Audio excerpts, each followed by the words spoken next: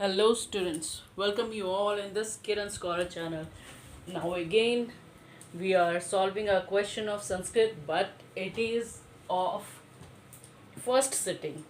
हम लोग फिर जो है वो संस्कृत का क्वेश्चन पेपर सॉल्व करने वाले हैं, लेकिन ये जो है वो फर्स्ट सिटिंग का है।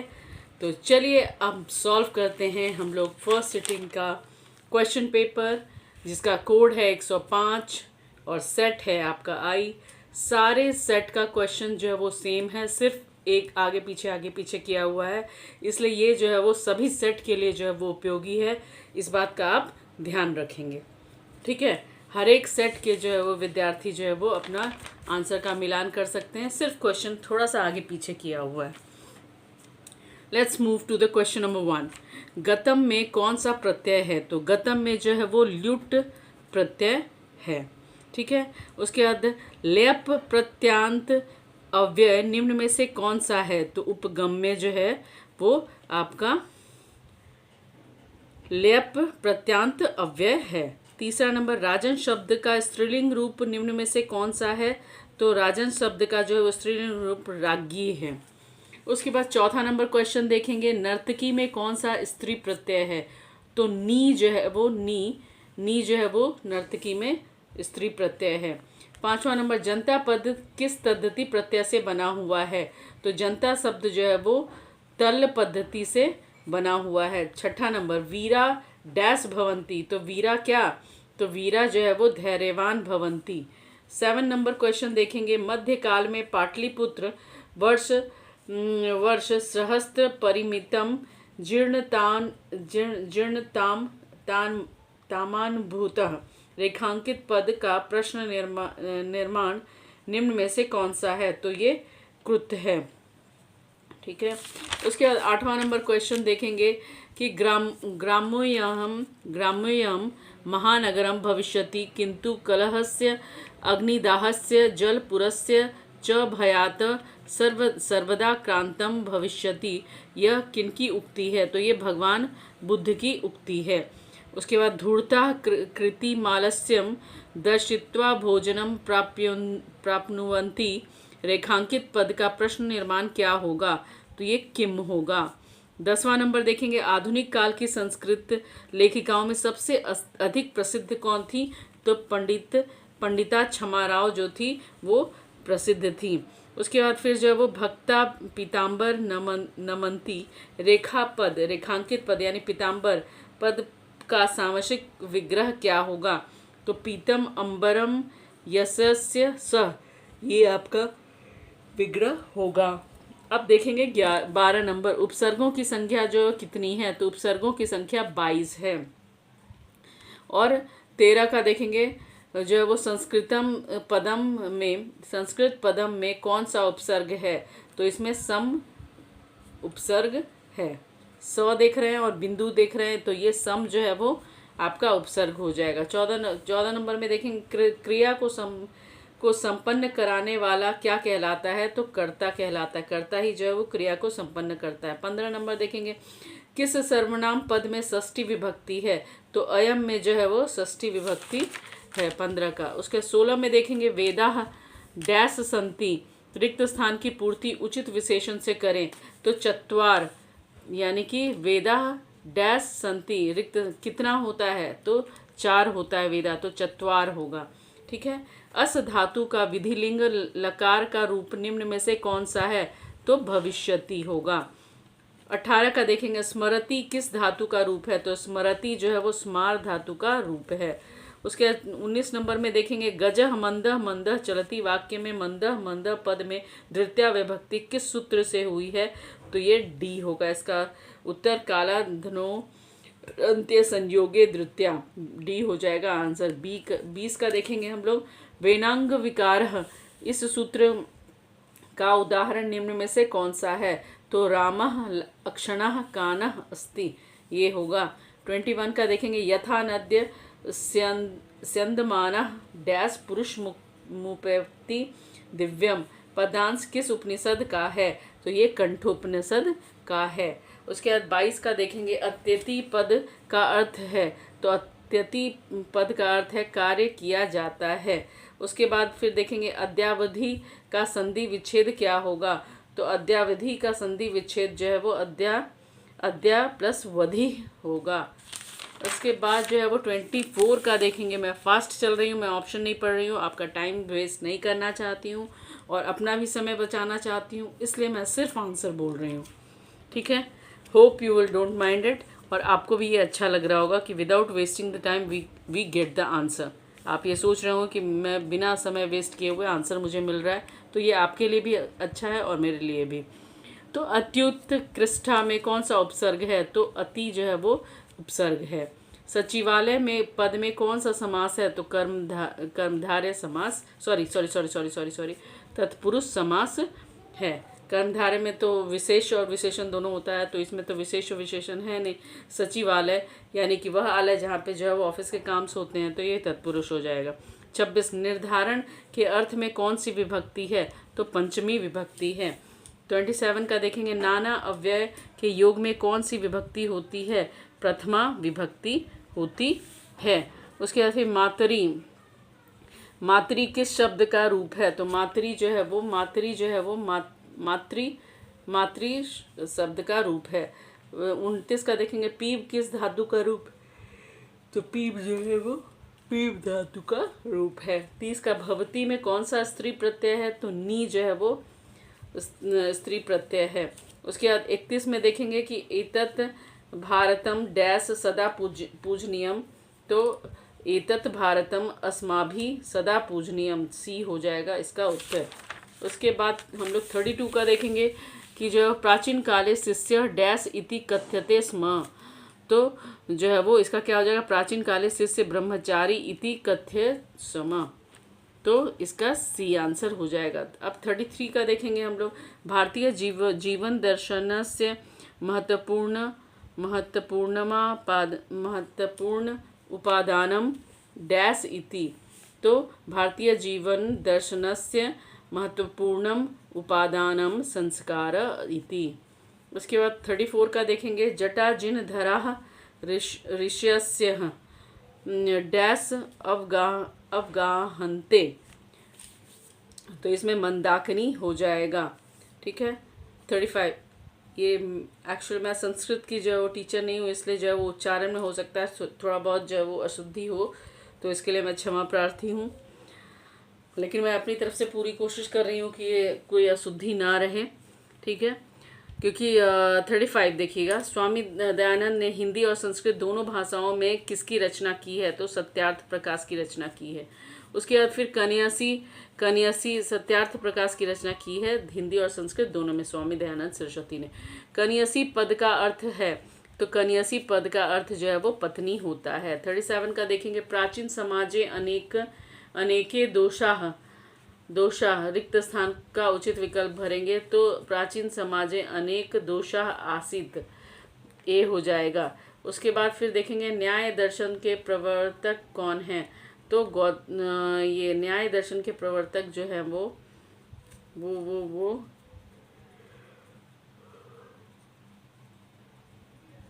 पाणिनि है। न्याय दर्शन पाणिनि या गौतम, इस दोनों में से जो है वो एक है, मुझे थोड़ा कन्फ्यूजन है, आप देख के बताइएगा। ठीक है।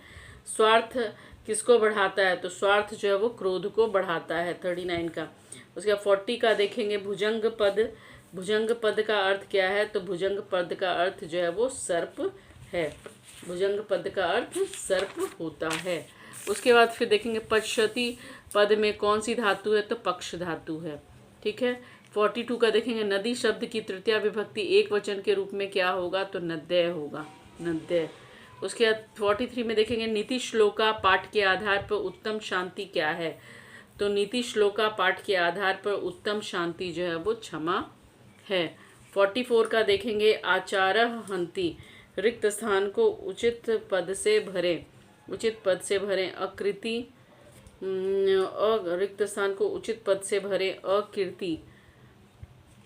अकीर्ति आचार्य अकीर्ति हन्ति। उसके बाद 45 का देखेंगे हम लोग। उद्योगिनम पुरुष सिंघम उपैति लक्ष्मी, उक्ति किस पाठ से ली गई है? कर्मवीर कथा से ली गई है। ठीक है। 46 का देखेंगे, राम प्रवेश, राम किसको जीवन की परम गति मानकर अध्ययन में जुट गया था? तो शिक्षा कर्म को मानकर अपनी अध्ययन में जुट गया था। सत्यार्थ प्रकाश नामक ग्रंथ के रचयिता कौन है? तो स्वामी दयानंद सरस्वती हैं। मंदाकिनी वर्णम पाठ जो है वो वाल्मीकि रामायण के अयोध्या कांड के किस सर्ग से संकलित है? तो ये जो है वो 75वां सर्ग से संकलित है। उसके बाद फिर देखेंगे 49 का देखेंगे, कथम मारात्मके त्वयि विश्वासा किसकी उक्ति है? तो ये पथिक की उक्ति है। 50 में देखेंगे, त्वयि युष्मद शब्द के किस विभक्ति का रूप है? तो ये द्वितीय विभक्ति का रूप है। किस पद में अनियर प्रत्यय है? तो गमनियम में अनियर प्रत्यय है। 52 में देखेंगे, महत्वम में कौन सी तद्धति प्रत्यय है? तो त्व तद्धति प्रत्यय है। 53 में देखेंगे, कृत्वा अव्यय में कौन सा प्रत्यय है? तो जो है वो कत्वा प्रत्यय है। 54 में देखेंगे, जन्म पूर्व संसार क्यों किया जाता है?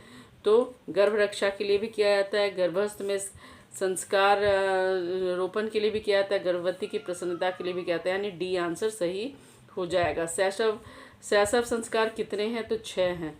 6 जो है वो शैशव संस्कार हैं। पानी ग्रह कर्मकांड जो है वो कहाँ होता है? तो वो विवाह में पानी ग्रहण कर्मकांड होता है। उसके बाद 57 का देखेंगे कि अष्टाध्यायी ग्रंथ के रचनाकार कौन है? तो पाणिनि हैं। उसके बाद कृषि विज्ञान के प्रवर्तक कौन है? तो पराशर हैं। आज मानवता के विनाश का भय किससे है? तो विश्व विध्वंसक अस्त्रों से है। उत्कर्ष पद का विलोम क्या होगा? अपकर्ष। ये तो हिंदी में भी आप पढ़ चुके हैं, उत्कर्ष का अपकर्ष होता है। बस ये है कि यहाँ पे विसर्ग लगा हुआ है उत्कर्ष और इसमें अपकर्ष, यह विसर्ग हट जाएगा तो ये हिंदी का हो जाएगा। तो फिर कर्ण किसके पक्ष से युद्ध करता है? तो कौरवों के पक्ष से युद्ध करता है। हम लोग महाभारत में भी देख चुके हैं। न दात्व्यम कर्णस्य दानवीरता पाठ में यह किसकी उक्ति है? तो ये शक्र की उक्ति है। 63 में देखेंगे कि जो वो सेवा मानः पद का प्रकृति प्रत्यय क्या होगा? तो सेवा मानः पद का प्रकृति प्रत्यय जो है वो सेव प्लस सांच होगा। 64 का देखेंगे, सप्ताह प्लस ठक से कौन सा पद बनेगा? तो साप्ताहिक पद बनेगा। अब देखेंगे हम लोग, गम प्लस तुमुन से कौन सा अव्यय निष्पन्न होगा? तो गंतुम होगा। उसके बाद 66 का देखेंगे, संख्या पूर्वी द्विगु का उदाहरण कौन सा है? तो शताब्दी, सत मतलब 100 है ना। उसके बाद तो अब 67 देखेंगे, अ प्लस उ के मेल से कौन सा नया वर्ण बनेगा? तो वो बने। नेक्स्ट क्वेश्चन 68 का है, तन्मध्य पद में कौन सी संधि है? तो विसर्ग संधि है। उसके बाद फिर 69 में देखेंगे, बालक सिंहात विभेति, वाक्य में सिंहात पद में पंचमी विभक्ति किस सूत्र से हुई है? किस सूत्र से हुई है? तो भिन्नार्थान भयंतु से हुई है। किस कारक में तृतीया विभक्ति होती है? तो करण कारक में जो है वो तृतीया विभक्ति होती है। उच्चारण प्रक्रिया का ज्ञान किस शास्त्र से होता है? तो उच्चारण प्रक्रिया का ज्ञान जो है वो शिक्षा शास्त्र से होता है। उसके बाद फिर वेद किस प्रकार का शास्त्र है? तो नित्य और कृतक दोनों प्रकार का शास्त्र है। उसके बाद नमस्ते में कौन सी संधि है? तो नमस्ते में विसर्ग संधि है। उसके बाद इत्यादि में किन वर्णों की संधि हुई है? तो इत्यादि में जो है वो आपका ई और आ की संधि हुई है। उसके बाद फिर परोपकार का विग्रह क्या होगा? तो परोपकार का विग्रह जो है वो आपका परस्य उपकार होगा। उसके बाद फिर प्रारभत पद में कौन सा उपसर्ग है? तो प्र उपसर्ग है। उसके बाद पंचानाम वटानाम समाहार का समस्त पद क्या होगा? तो पंचवटी होगा। उसके बाद फिर देखेंगे हम नेक्स्ट क्वेश्चन 78 का, पटना नगर की पालिका देवी कौन है? तो पालिका देवी पटन देवी है। 79 का, गोविंद सिंह सिख संप्रदायस्य डैश गुरु आसित? तो दशम गुरु आसित। 80 का देखेंगे, मेगास्थनीज कहाँ का राजदूत था? तो वो यूनान का राजदूत था। मेगास्थनीज कहाँ का राजदूत था? तो वो यूनान का राजदूत था। ए प्लस अ के मेल से क्या नया वर्ड बनेगा? तो आय बनेगा। उसके बाद फिर जो है वो देखेंगे हम लोग, उपनगरम का सामसिक विग्रह क्या होगा? तो इसका जो है वो होगा नगरस्य समीपम। 83 का क्या होगा? कर्म कारक में कौन सी विभक्ति होती है? तो द्वितीया विभक्ति होती है। 84 का देखेंगे अब, साधु शब्द का तृतीया विभक्ति एक वचन का रूप निम्न में से कौन सा है? तो साधुना है। 85 का देखेंगे हम लोग, राघव पद में कौन सा तद्धित प्रत्यय है? तो ये अण प्रत्यय है। 86 में देखेंगे, शिव प्लस छाया की संधि क्या होगी? तो शिवच्छ छाया होगी। उसके 87 में देखेंगे, विद्या पद की संधि विच्छेद क्या होगा?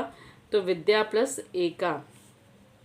88 का देखेंगे, गतिरति में कौन सी संधि है? तो गतिरति में जो है वो विसर्ग संधि है। किस समास का उभय पद प्रधान होता है? तो द्वंद्व का उभय पद प्रधान होता है। 90 का देखेंगे हम लोग, कर्मवीर का सामसिक विग्रह क्या होगा? तो कर्मवीर का जो है वो सामसिक विग्रह जो है वो आपका कर्मणे वीर होगा। उसके बाद फिर 91 का देखेंगे, पठनम में कौन सा प्रत्यय है? तो क्षत्रि प्रत्यय है। उसके बाद तरप प्रत्यय किस पद में है? तो लघुत्तर में है। उसके बाद फिर देखेंगे 93 का, वीरेश्वर कैसा मंत्री था? तो दयालु मंत्री था। 94 का, अलस साला में आग क्यों लग गई? तो अलसी आलसियों का चिन्हित करने के लिए जो है वो आग क्यों लगाई? तो अलस साला में आग क्यों लगाई गई? तो अलस साला में आग इसलिए लगाई गई जिससे कि असली आलसियों को चिन्हित किया जा सके। 95 में देखेंगे, संस्कृत साहित्य कैसा है? तो संस्कृत साहित्य विपुल है। 96 का, वरदाम्बिका परिणय किसकी रचना है? तो तिरुमलाम्बा की रचना है। नाउ, अहो अमीशाम किमिकारी संप्रिया हिंग पद किस पुराण में संकलित है? तो भागवत पुराण में संकलित है। उसके बाद 98 का देखेंगे, भारतीय धरा कैसी है? तो भारतीय धरा जो है वो विशाल है। उसके बाद जो है वो 99 का, इससे जो है वो क्वेश्चन जो है वो आपका सेकंड सिटिंग में भी आया हुआ है। मनोहर प्लस टाप से कौन सा पद बनेगा? तो मनोहर पद बनेगा। दृश्य धातु के लिट लकार का रूप निम्न में से कौन सा है? तो द्रक्ष्यति आपका लिट लकार का रूप है। इस प्रकार से जो आपका MCQ खत्म हुआ। होप आपको ये वीडियो पसंद आया होगा, और बाकी के जो क्वेश्चंस जो हैं वो मैं PDF में पूरे के पूरे क्वेश्चंस ही डाल दूंगी आपका, ठीक है। अगर आपको ज़रूरत है तो आप ज़रूर हमें कमेंट करके बताएं, तो मैं सारा का सारा क्वेश्चन ही जो है वो डाल दूंगी आपका PDF बना करके। उसके बाद जो है वो ये क्वेश्चंस भी है, पत्र लिखने के लिए भी आया हुआ था, अनुच्छेद लिखने के लिए भी आया हुआ था, 6 वाक्यों का अनुवाद करने आया हुआ था। उसके बाद जो है वो 8 प्रश्नों का उत्तर देना था, जिसमें से कि 15 क्वेश्चन दिए हुए हैं। बस इस तरह से जो है आपके सब्जेक्टिव पेपर भी ख़त्म हो गए, लघु उत्तरीय भी हो गए। तो इस प्रकार जो है वो मैंने ये मैट्रिक के सीरीज़ में जो है वो हर एक सब्जेक्ट के और हर एक पाली के जो क्वेश्चन के जो है वो आंसर की जो है वो आपको उपलब्ध कराए हैं। आशा करती हूँ कि आपको पसंद आए होंगे। अगर आपको नहीं मिल रहे हैं तो आप किरण स्कॉलर सब्सक्राइब करके आप सब्सक्राइब करेंगे, फिर आप प्लेलिस्ट में जाइएगा। प्लेलिस्ट में जा कर के एक मैट्रिक आंसर की करके बना हुआ है, उसमें हर एक विषय का आंसर की उसमें उपलब्ध मिलेगा। आप जाइए और अपना एनालिसिस करिए कि how many question you have corrected in your matric examination, और आपने कितना सही किया है और आपको कितना नंबर आ सकता है। In this way this series matric examination answer key series complete हो रहा है आज, और हम लोग जो है वो अब नेक्स्ट डे से जो है वो अब हम लोग पढ़ाई स्टार्ट करेंगे। और अभी मैं हिंदी व्याकरण को पूरा फोकस करूँगी और हिंदी सब्जेक्ट भी जो है वो स्टार्ट करने वाली हूँ। 9th के एग्ज़ाम्स आने वाले हैं, इसलिए पहले जो है वो मैं अब 9th पे फोकस करूँगी। 9th के जो है वो 5 चैप्टर साइंस के हो चुके हैं, अब जो है वो हम उसको आगे और बढ़ा करके फटाफट साइंस का जो है वो कंप्लीट करेंगे और फिर उसका हिंदी भी पढ़ेंगे। Thank you very much. अगर आपको किरण स्कॉलर का ये काम अच्छा लग रहा है तो please like share and subscribe करें, बेल आइकन ज़रूर दबाएं जिससे आपको आगे की नोटिफिकेशन मिलती रहे। आप अपने भाई बंधु को और बहनों को, सिस्टर्स को भी आप इसमें ऐड कर सकते हैं, क्योंकि इसमें 9th 10th 11th 12th के क्लासेस चल रहे हैं और पहले जो है वो हिंदी और साइंस के कंप्लीट कराए जाएंगे और उसके बाद जो है वो हम लोग दूसरे विषय को भी कंप्लीट करेंगे। So everyone, thank you. Good night. Shat Sri Akal. Bye bye.